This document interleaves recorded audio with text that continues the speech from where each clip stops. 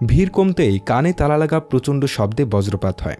হেমলতা একা পদ্মজাকে তুলতে গিয়ে হিমশিম খান। মোর্শেদ এগিয়ে আসেন, 2 হাতে পাজা কোলা করে তুলে নেন পদ্মজাকে। বিজলি চমকালো। বিজলির আলোয় পদ্মজার মুখটা দেখে মোর্শেদের বুক কেমন করে উঠল। কষ্টে বুক চুরমার হয়ে গেল। জন্মের দিন পদ্মজাকে কোলে নেওয়ার পর যে অনুভূতিটা হয়েছিল ঠিক সেরকম একটা অনুভূতি হয়। অনুভূতিটার নাম বোধ হয় পিতৃত্ব। প্রচণ্ড ঝড়ো বাতাস বইছে।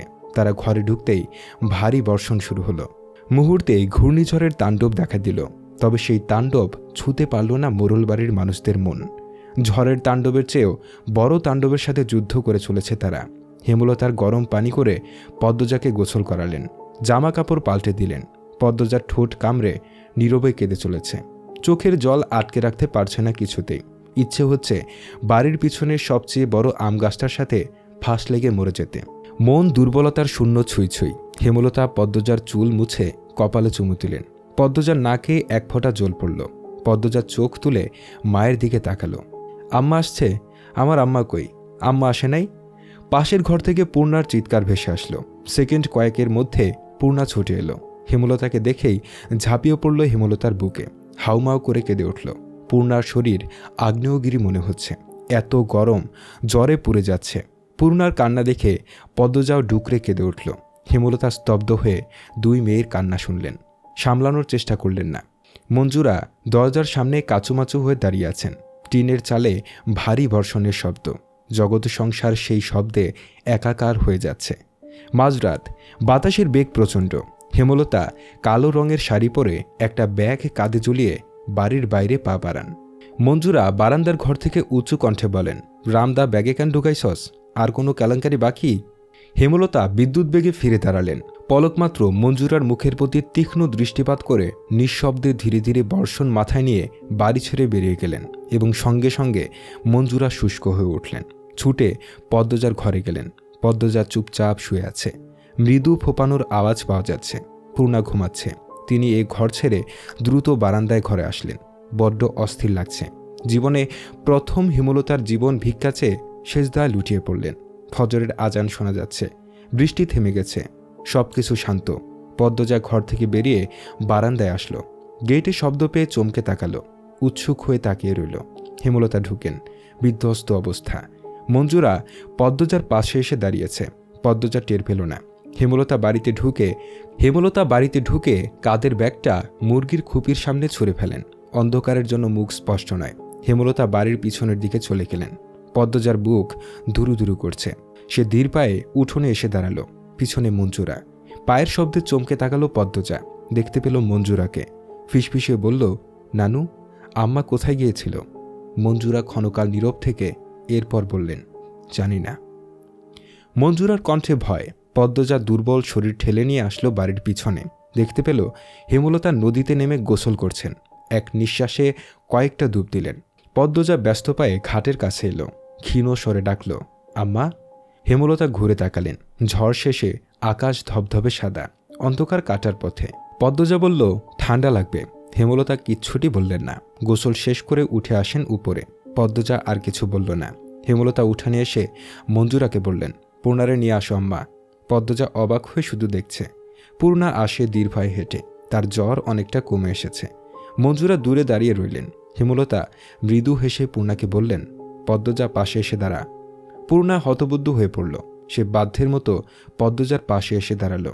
হেমলতা মুরগির খুপির পাশ থেকে কালো ব্যাগটা হাতে তুলে নিলেন। ব্যাগ থেকে একটা রামদা আর একটা কৌটা বের করলেন। পূর্ণা রামদা দেখে চমকে উঠল। 2 বোন চাওয়াচাওয়ি করল একবার। হেমলতার রক্তমাখা রামদা 2 মেয়ের পায়ের সামনে রাখলেন। শীতল কিন্তু তীক্ষ্ণ কণ্ঠে বললেন, মানুষ সৃষ্টির সেরা জীব, আর পৃথিবীতে সেরা মানুষগুলোরই বাঁচার অধিকার আছে, মানুষরূপী পশুদের না।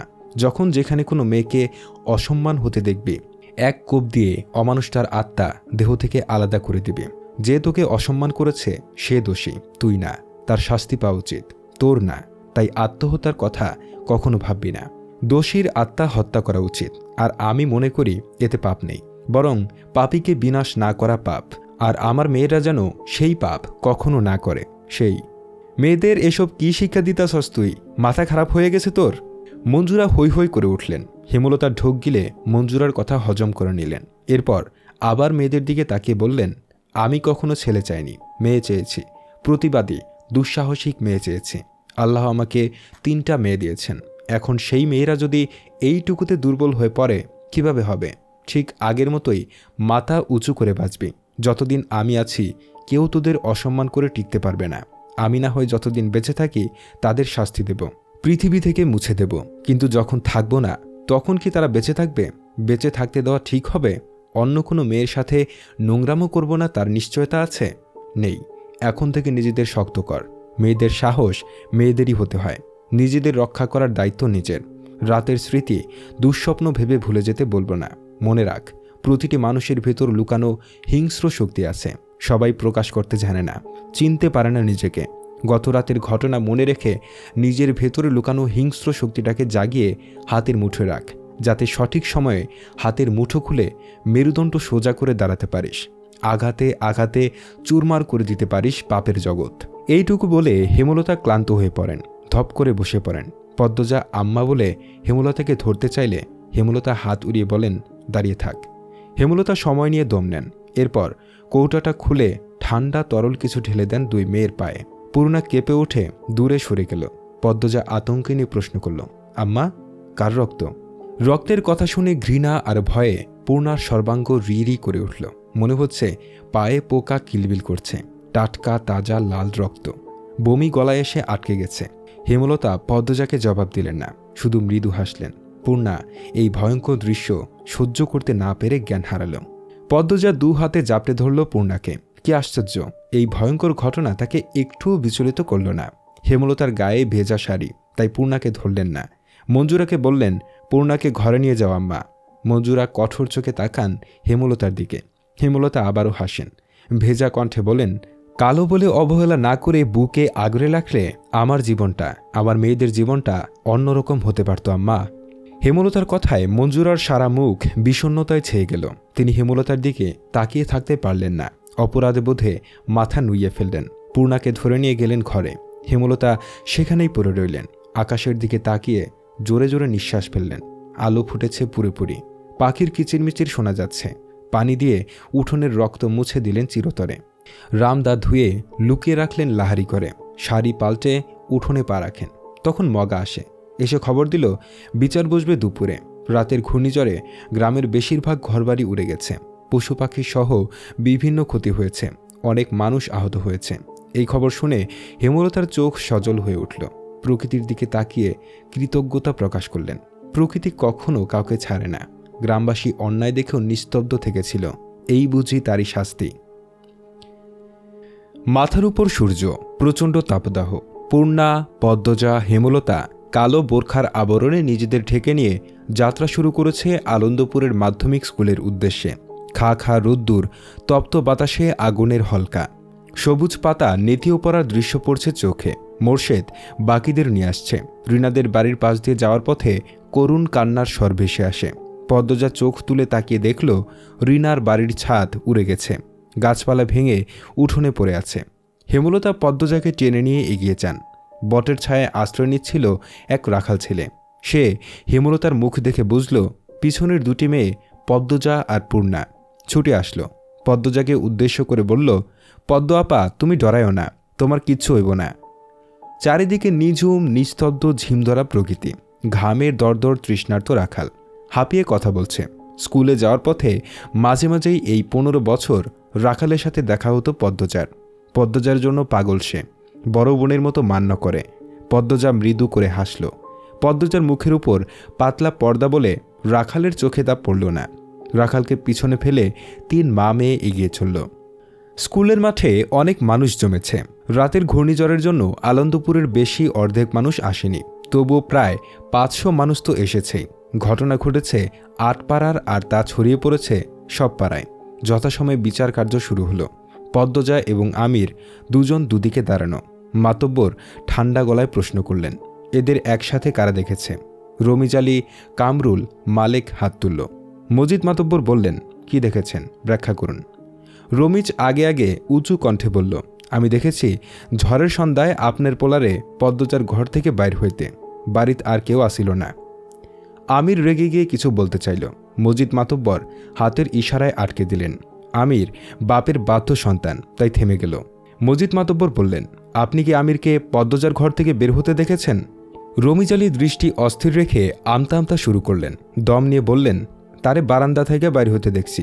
রমিজ মাতব্বর নীরব থেকে এরপর বললেন, তাহলে কোন আন্দাজে আপনি বলছেন তারা নিষিদ্ধ কাজে লিপ্ত ছিল? পদ্মজার সর্বাঙ্গ রি করে উঠল। সে চোখ বুজে ফেলল। রমিজ আলী থমকে গিয়ে পরপরই হুঙ্কার দিয়ে ওঠেন, একটা অচেনা ছাড়া খালি বাড়ির কোনো ছেড়ির কাছে কেন যাইব? আপনার নিজের ছাড়া বলে তার দোষ থাকতে পারেন না, আমার ছেড়ির বেলা কিন্তু ছাড়েন নাই। যুক্তি দিয়ে কথা বলুন। আপনার মেয়েকে হাতে নাতে ধরা হয়েছিল, তার গায়ে কাপড় ছিল না। তারা একসাথে একই ঘরে একই বিছানায় ধরা পড়েছে। আমির আর পদ্মজার বেলায় সেটা হয়নি। মজিদ মাতব্বরের ক্ষমতা এবং কথার দাপটের সামনে দাঁড়িয়ে থাকতে কষ্ট হচ্ছে রমিজ আলীর। কামরুল চুপসে গিয়েছেন। সামনে নির্বাচন। মজিদ মাতব্বরকে খ্যাপানো মানে নিজের কপালে দুঃখ বয়ে আনা। ভিড়ের মাঝ থেকে কেউ একজন বলল, তাহলে আপনার ছেলে একটা মেয়ের কাছে খালি বাড়িতে গেল কেন? মজিদ মাতব্বর উকি দিয়ে প্রশ্নদাতাকে খুঁজে বের করলেন। তারই প্রতিপক্ষ হারুন রশিদ। মজিদ মাতব্বর আমিরের দিকে তাকিয়ে প্রশ্ন করলেন, তুমি কেন গিয়েছিলে পদ্মজার বাড়িতে? আমির সহজ গলায় বলল, বাড়ি ফিরছিলাম, হঠাৎ ঝড় শুরু হলো। সামনে মোর্শেদ কাকার বাড়ি ছিল। মোর্শেদ কাকা বাড়িতে নাই জানতাম না, জানলে বৃষ্টিতে ভিজতাম, তবুও ওই বাড়িতে যেতাম না। এই গ্রামের অনেকেই জানে আমার শ্বাসকষ্ট আছে। বাড়ির সবাই জানে বৃষ্টিতে ভিজলে ঠান্ডা লাগে, শ্বাসকষ্ট হয়। হারুন রশিদ বললেন, যখন দেখলা সেরিডা বাড়িতে একলা, তখন বাইর হইয়া গেল না কেন? আমির সঙ্গে সঙ্গে জবাব দিল, আমার মাথায় আসেনি এমন কিছু হতে পারে। আর আমির পদ্মজার দিকে একবার তাকালো। পদ্মজা সাথে সাথে চোখ সরিয়ে নিল। আমির বলল, আর পদ্মজা কতটা সুন্দর যারা দেখেছে সবাই জানে। আমি প্রথম দেখে অভিভূত হয়ে পড়ি, তাই মস্তিষ্কে একেবারে কোনো বিপদের আশঙ্কা আসেনি। মজিদ মাতব্বর ছেলের শেষ কথা শুনে অসন্তুষ্ট হলেন, তবুও স্বাভাবিক থেকে বললেন, গ্রামবাসী কোনো প্রমাণ ছাড়াই লাফিয়েছে, মেয়েটাকে অপদস্থ করেছে। প্রমাণ ছাড়া কারো বিরুদ্ধে নোংরাম ও অপবাদ দেওয়া অপরাধ। মজিদ মাতব্বর কামরুলের দিকে তাকিয়ে তাকে লক্ষ্য করে বললেন, সঈদ, মজনুর ছেলে, আরেকটা কে জানি, কোথায় তারা? কামরুল ধীরভাবে বলল, পাই নাই খোঁজে, মনে হয় ভয়ে কোনোহানে লুকাইছে। রমিজ আলী হঠাৎ গমগম করে উঠলেন, এইটা আমি মানি না। তারারে আপনি ছাইরা দিতে পারেন না। আপনার ক্ষমতা বেশি থাইকা আপনি এমনে নিজের ছাড়ারে ঢাইকা রাখতে পারেন না, দূর্তবাস লোক। আমির রেগে মেগে রমিজ আলীকে ধরতে এলে মজিদ গর্জন করে উঠল। আমির কিরমির করে রাগ হজম করার চেষ্টা করল। হারুন অতিশয় ধূর্ত লোক। তিনি রসিকতা করে বললেন, সত্য হোক আর মিথ্যা, বদনাম তো বদনামই। মজিদ সবার প্রশ্ন উপেক্ষা করে উপস্থিত গ্রামবাসীর উদ্দেশ্যে বললেন, আপনাদের আমার বিচারের প্রতি বিশ্বাস আছে? সবাই আওয়াজ করে বলল, আছে। মজিদ মাতব্বর তৃপ্তির সাথে হাসলেন। ক্ষণকাল নীরব থেকে উঠে দাঁড়ালেন। কণ্ঠ উঁচু করে বললেন, মোর্শেদের মেয়েদের সাথে খারাপ হয়েছে। পদ্মজার নামে অনেক প্রশংসা শুনেছি, সে খুবই ভালো মেয়ে। আর আমার ছেলেকেও সবাই চিনেন সে কেমন। যারা যারা দোষ করেছে তাদের খুঁজে বের করে শাস্তি দেওয়া হবে। পদ্মজা আর আমির নামে যে পাপের অভিযোগ করা হয়েছে তার যুক্তিগত প্রমাণ নেই, আর প্রমাণ ছাড়া আমি কখনো কাউকে শাস্তি দেইনি, আজও দেব না। তবে আমি আজ সবার সামনে মোর্শেদ আর তার স্ত্রীর কাছে একটা প্রস্তাব রাখব। হেমলতা, মোর্শেদ সহ উপস্থিত সবাই কৌতূহল নিয়ে তাকালো।